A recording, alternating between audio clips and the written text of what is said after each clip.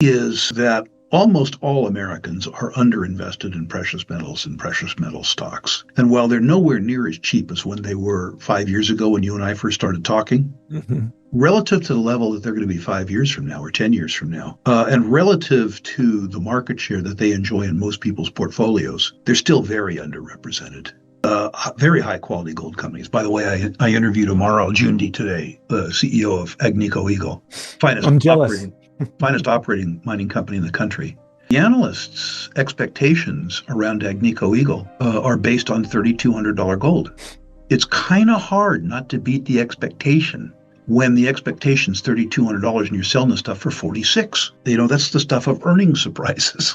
Right. Yep. So there's a reasonable amount of opportunity in the precious metals business. If you're like me and you've been involved in the precious metals business for 3 decades, you don't need to increase your allocation. But precious metals and precious metals equities in the U.S. market comprise about 0.5% of total savings and investment assets in the United States. The 4-decade mean is 2%. Right. So if those markets merely return to mean, demand quadruples where supply is limited. It is estimated, I don't know if it's true, nor do they, it's estimated by JP Morgan Chase that the market share of precious metals and precious metals equities at their peak in 1981 was between 7 and 8%. Wow. I have no way to verify it, and they admit they don't either. But if you look at a circumstance where the market share to revert to mean grows fourfold in an environment where the US dollar loses 75% of its purchasing power, and arguably where gold maintains its purchasing power, that would suggest that the increase in the gold price over 10 years, if I'm right about the dollar, increases in nominal terms at least threefold. So that makes a reasonable case. It's difficult for me to understand why people don't own physical gold as a savings product. It's grown at 9% compounded since the year 2000. There's 2 ways out. We can be honest like the Argentines and default. We could do that. Send a letter to the bondholders, and by the way, the Social Security recipients, and say, yeah, we know what you promised. Too bad, so sad. No money, strong letter to follow. That's not the American way. We kick the can down the road. That's what we do. So we're going to have a dishonest default. We're going to not honor the nominal value of our obligations by inflating away the net present value. If you take that $160 trillion and you devalue it in real terms by 3/4, that number becomes much more manageable. And I think that's what happens. Is it pernicious? Yes. Is it going to happen? Almost guaranteed. Can you vote it out of existence? No. You need to prepare for it. That's what you need to do. To the extent that you think that your 2026 fixed income is going to sustain your current lifestyle in 2036, you have a rude awakening. The perception that you have about inflation, by the way, is really real. Many people conflate inflation with the CPI, which I believe substantially understates inflation. In the first instance, when it's inconvenient, it doesn't include food or fuel. Any index that doesn't include lunch is of no value to me whatsoever. Probably more importantly, it doesn't include tax. If tax wasn't part of my cost of living, I guess I would react less violently. But my own experience, Andy, is that the basket of goods and services that I consume is increasing in price between 8 and 10% compounded a year, not 2.5. Other speakers have referred to the CPI as the CPI, which I think is a fairly good explainer. One of the things, Andy, that becomes practical in terms of this discussion is, as you know, I think, I began saving principally in gold in the year 2000, at the turn of the century. And one of the things I do to amuse myself is that I try to calculate roughly my net worth, my income, and my expenses in gold every year, not just relying on the US dollar. If you do that, you're struck by how cheap housing is. Struck by how cheap your groceries are. You're struck by how cheap energy is. Right. You run those same expenses through the metric of the US dollar, and you find that it isn't so much that energy prices have gone up. The real price of energy denominated in gold has gone down. But the US dollar price is crazy. So there's a couple of lessons there. The first is that not investors necessarily, but citizens are living a bit beyond their means. Their expectation for the future was set by the 40 most benign economic years in the history of mankind. Mm-hmm. I'm not trying to say that what comes before us is a really ugly precipitous crisis. But I am trying to say that many people are unprepared for what is coming at them. But the problems are larger than just the bankers, Andy. I think it's important to look at the underlying financial underpinnings of society, which a banker must do. At the federal level, before your mistakes and my mistakes, or rather, looking, I guess, at our collective mistakes, at the federal level, before state and local debt, we're almost $40 trillion upside down. Mm-hmm. That's a big number. People hear 40 trillion and their eyes glaze over because they can't conceptualize it. Mm-hmm. Whether or not you conceptualize it, you're going to have to pay for it. So you got to begin to get your head around that number. But that number is less scary than a different number. That number is the unfunded value, net present value of unfunded entitlement promises. Mm-hmm. Look at me on the screen. Old people, Medicare, Medicaid, Social Security. We've promised old folks $120 trillion in benefits. Right.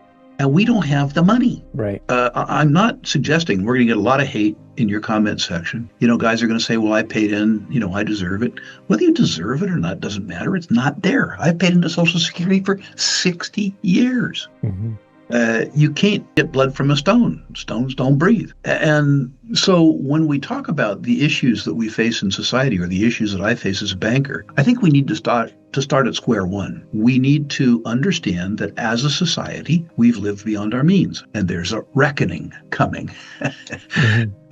And that reckoning is partially going to result in the decline in purchasing power of the U.S. dollar. Before we wrap up, let's zoom out for a second. Because what we're watching right now is bigger than one headline, one candle on the chart, or one day of price action. This is not just about silver going up 50 cents, or gold pulling back after a strong move. This is about something much larger happening in the global system. We are living through a period where trust is being tested everywhere. Trust in governments, trust in central banks, trust in currencies, trust in debt markets, trust in the headlines, and honestly, trust in the idea that the old financial system can keep running the same playbook forever without consequences. And that is exactly why gold and silver matter. A lot of people still look at precious metals and say, why would I care about silver?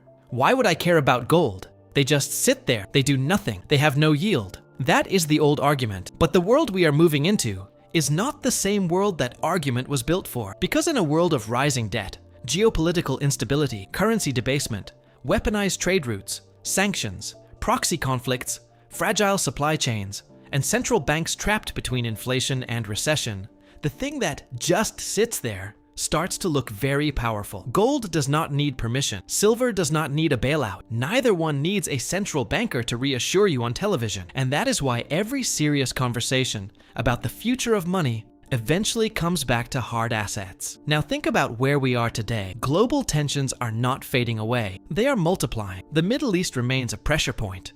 Europe is still dealing with long-term strategic instability. Asia is becoming more economically and militarily competitive. Energy corridors matter. Shipping lanes matter. Semiconductor supply chains matter. Food security matters. The dollar system matters. And every time one of these things gets shaken, markets start repricing risk. That repricing of risk is where gold usually gets the first spot. Gold is the monetary metal. Gold is the one central banks understand. Gold is the one they quietly respect, even when they publicly act like fiat is invincible. But silver is different. Silver is the metal that lives in two worlds at once. It is monetary, but it is also industrial. It is history and future at the same time. It is old money and modern technology in the same metal. That is what makes silver so interesting, and frankly, so explosive when momentum finally builds. Because silver is not just a shiny rock. It is used in electronics, solar infrastructure, industrial systems, advanced manufacturing, medical applications, and more. So when the world talks about green energy,